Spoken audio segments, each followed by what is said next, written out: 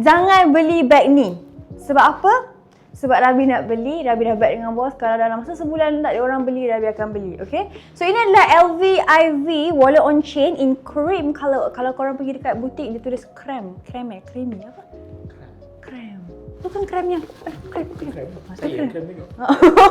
Okay, dia datang sekali dengan chain kat sini. Stiker masih lagi mana? Ni, stiker masih lagi intact dekat situ, tak cabut. Tapi sebelah sini dah cabut dah lah. Okay, kalau korang buka bahagian dalam dia, datang pula sekali dengan tali panjang. So korang boleh pilih lah, nampak tak? Dia, stiker pun intact lagi, macam tak pakai pun lagi owner ni.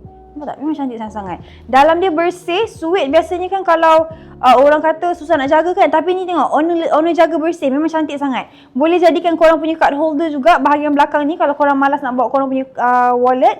And ada slot untuk letak korang punya maybe cash ke apa. Tak ada masalah, boleh je. Boleh masuk korang punya Pro Max. And boleh jadikan daily bag korang. Memang cantik sangat-sangat. Kalau korang tahu walaupun harga butik dah dekat RM10,000, kita jual pada harga 7,990. Tapi pergilah cari bag ni dekat Market Pre-Love. Memang susah sangat nak dapat. Lepas tu korang boleh bayar installment pula tu. So kalau korang nak dapatkan info lebih lanjut, kedai kita ada di Wangsa Maju. Kita buka daripada pukul 10 sampai pukul 5 setiap hari. And kita provide installment plan daripada 1 hingga 60 bulan. Make sure korang grab promo code dekat bio and korang boleh message kita sekarang.